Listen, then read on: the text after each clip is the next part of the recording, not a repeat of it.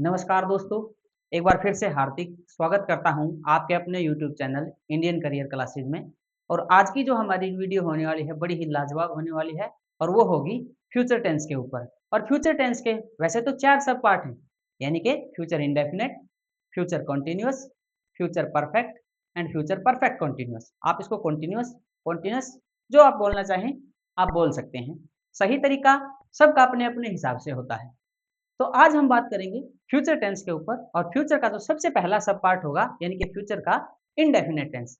लेकिन उससे पहले मैं आपको एक बात क्लियर कर देता हूं कि फ्यूचर टेंस का मतलब क्या है, फ्यूचर टेंस का काम क्या है। फ्यूचर टेंस एक ऐसा टेंस है जो एक ऐसी एक्शन के बारे में बताएगा जो कि भविष्य में होने वाली है, एक ऐसे काम के बारे में, ऐसी घटना के बारे में जो कि फ्यूचर में होगी यानी कि भविष्य में होगी, वो पास्ट में नहीं हुई होगी, वो एट प्रेजेंट भी नहीं चल रही है। ऐसा काम या ऐसी घटना जो कि होने वाली होगी कहाँ? भविष्य में, फ्यूचर में, उसको बताने का काम कौन करता है? उसको बताने का काम करता है फ्यूचर टेंस। तो चलिए शुरू करते हैं हमारा फ्यूचर टेंस। और इसका जो सबसे पहले मैं आपको जो बात बताई आप उसको फिर से याद कीजिए। क्या बताया अभी-अभी रिसेंटली कि फ्यूचर टेंस का काम किसी ऐसे एक्शन, किसी ऐसी घटना के बारे में बताने के लिए है कि जो कि फ्यूचर में ही होगी।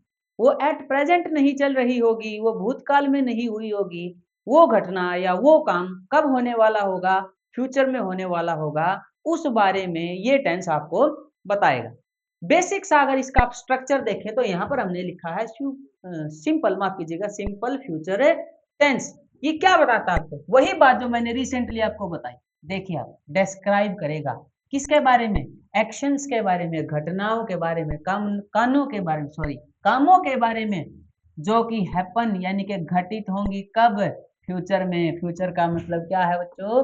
फ्यूचर का मतलब है यहाँ पर भविष्य, यानी फ्यूचर में होगी वो।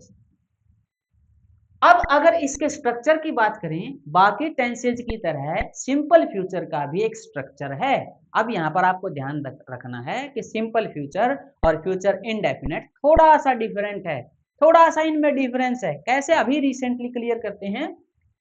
सब जितने भी टेंस आपने किए, जितने भी सब पार्ट्स किए, उनमें जो स्ट्रक्चर था उसमें सबसे पहले सिंपल सेंटेंस में आप क्या लेते थे? सबसे पहले हम लेते थे सर सब्जेक्ट, उसके बाद में होती थी हमारी हेल्पिंग वर्ब, उसके बाद में होती थी हमारी मेन वर्ब और उसके बाद होता था हमारा ऑब्जेक्ट। बात करते हैं सब्जेक्ट, तो हमारा सबका क्या हो सकता है? कोई भी हो सकता है, कोई भी नाउन हो सकती है, प्रोनाउन हो सकता है, कोई भी third person, first person, second person, कुछ भी हो सकता है। बात आती है हेल्पिंग वर्ब की, तो अब यहाँ पर हेल्पिंग वर्ब दो का यूज करने वाले हैं हम, यानी कि विल का और किसका? शैल का यूज करने वाले हैं हम। और आपको एक बात और क्लियर कर दूं मैं कि विल और शैल दोनों मॉडल भी हैं और हेल्पिंग वर्ब भी हैं। बेसिकली मॉडल्स होते क्या हैं? ये एक तरह की हेल्पिंग वर्ब ही हैं जो सेंटेंस के साथ लग करके, सेंटेंस के अंदर आकर के उसका अर्थ जो है बदल देती हैं। उसके ऊपर भी एक डिटेल वीडियो हम जरूर बनाएंगे, लेकिन उससे पहले जो आज का काम है वो कंप्लीट कर लेते हैं।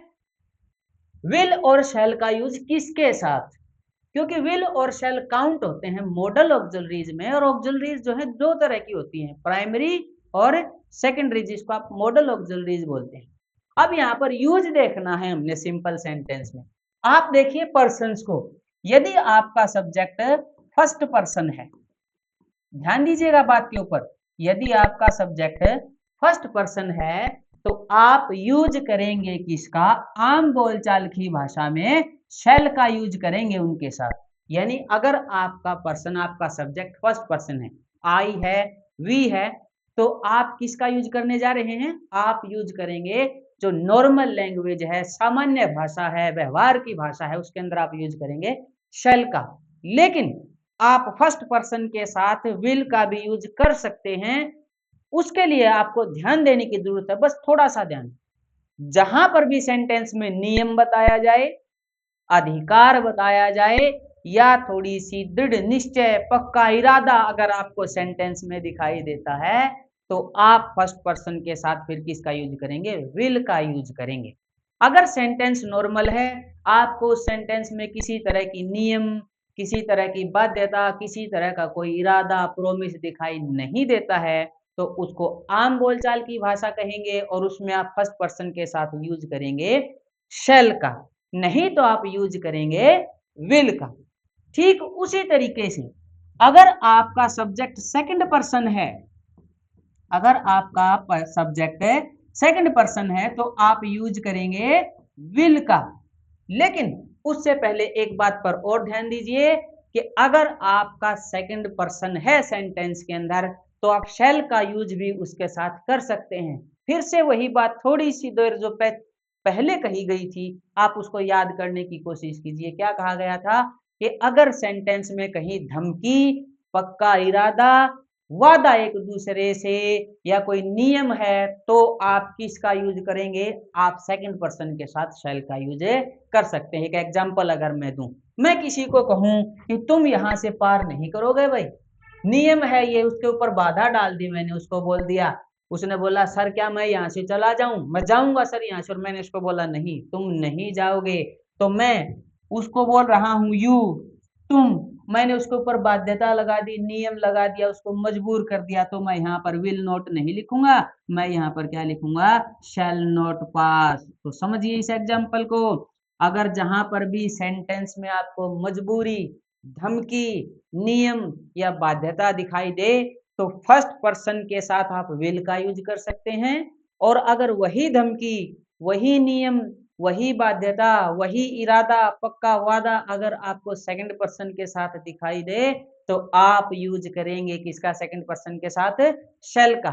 वैसे ये आम बोलचाल की भाषा नहीं है, नॉर्मल लैंग्वेज की भाषाएं ये नहीं है, तो सेकंड पर्सन के साथ विल का बहुत ही, सॉरी शैल का बहुत ही कम यूज देखने को मिलता है। मैं फिर से रिपीट करता हूँ, सेकंड पर्सन जो है हमारे शैल का यूज उनके साथ बहुत कम देखने को मिलता है।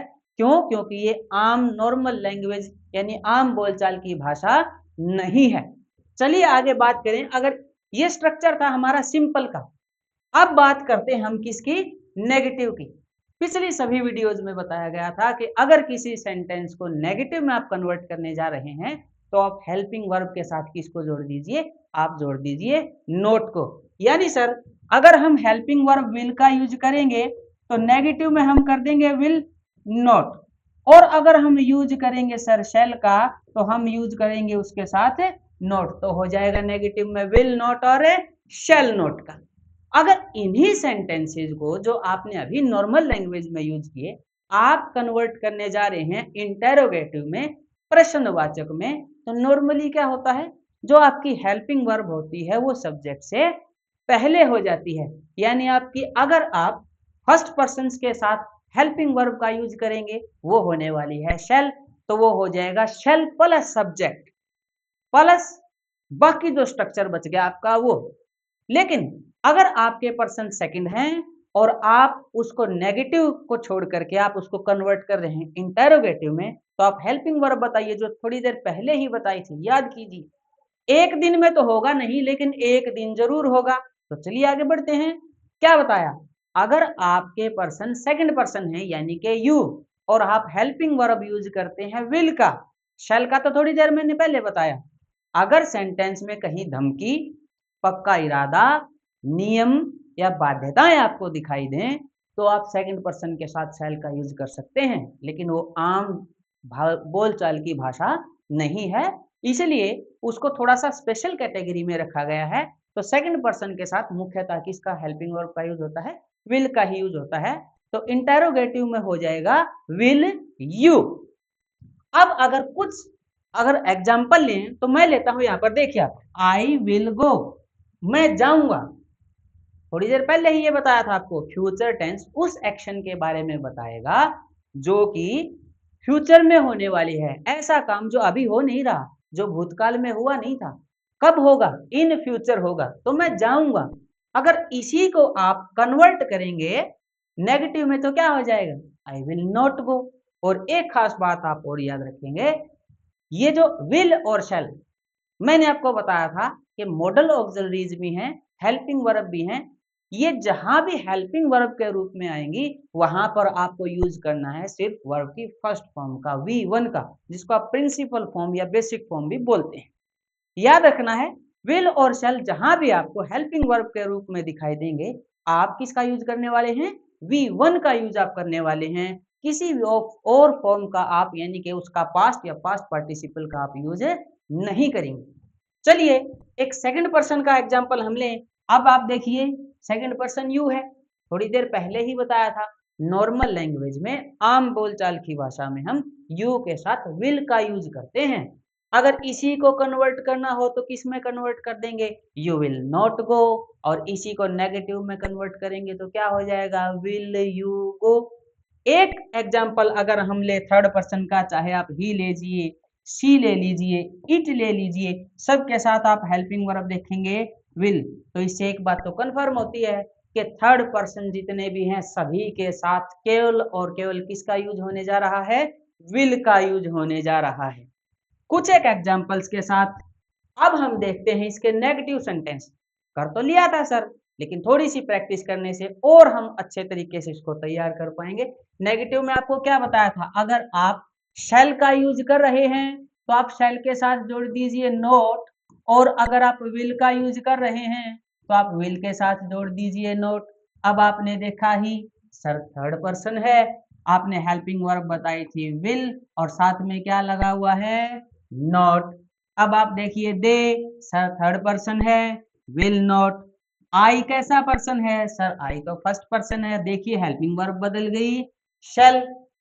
लेकिन आपको ये भी बताया था कि फर्स्ट पर्सन के साथ विल का यूज कहाँ कहाँ होता है। फिर से बताता हूँ, जहां भी सेंटेंस में किसी ने किसी को धमकी दी हो, दृढ़ निश्चय कर रखा हो, पक्का इरादा कर रखा हो, कहीं ना कहीं नियम हो, तो आप समझ जाइए फर्स्ट पर्सन के साथ भी आप विल का यूज कर सकते हैं।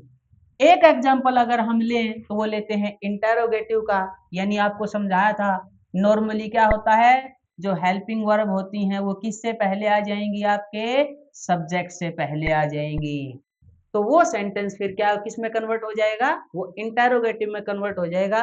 चलिए कोशिश करते हैं एक एग्जांपल के साथ। लास्ट वाला एग्जांपल मैं लेता हूँ, will they cheat us, last में क्वेश्चन मार्क। अब आपकी जो हेल्पिंग वर्ब है वो आपके सब्जेक्ट से पहले आ गई। आपका सब्जेक्ट क्या है? दे। दे तो सर थर्ड पर्सन है, और थर्ड पर्सन के साथ शैल का तो कभी यूज होता ही नहीं, तो किसका यूज होने जा रहा है? सिर्फ और सिर्फ विल का यूज होने जा रहा है। तो ये जो वीडियो थी, मैं उम्मीद करता हूँ इससे आपको समझ में आया होगा कि फ्यूचर टेंस क्या होता है। फिर से बताता हूँ, फ्यूचर टेंस ऐसी एक्शन, ऐसे काम के बारे में आपको बताने जा रहा है जो काम फ्यूचर में होगा, जो ना तो पास्ट में हुआ था ना अब चल रहा है, वो कब होगा? फ्यूचर में होगा। अगली वीडियो में हम बात करेंगे फ्यूचर इंडेफिनिट के ऊपर, जो कि कुछ कुछ होने वाला है आज के जैसा ही। तो इसलिए मैं आपसे इसी उम्मीद में एक रिक्वेस्ट करता हूं, अगर आपको हमारी वीडियोस पसंद आ रही हैं तो चैनल को सब्सक्राइब कीजिए, वीडियोस को लाइक कीजिए, दोस्तों के साथ शेयर करना ना भूलें, ताकि हर रोज हर दिन हम आपके पास ऐसी ही नई नई जानकारी, नई नई शिक्षाप्रद बातें आपके सामने लेकर के आ सकें। आपके कमेंट्स जो हैं मोस्ट वेलकम है उनका। और मैं फिर से एक बार कहता हूँ, ये जो टेंस का हवा बना हुआ है ये एक दिन में जरूर खत्म नहीं होगा, लेकिन एक दिन जरूर खत्म होगा। तो तब तक के लिए धन्यवाद।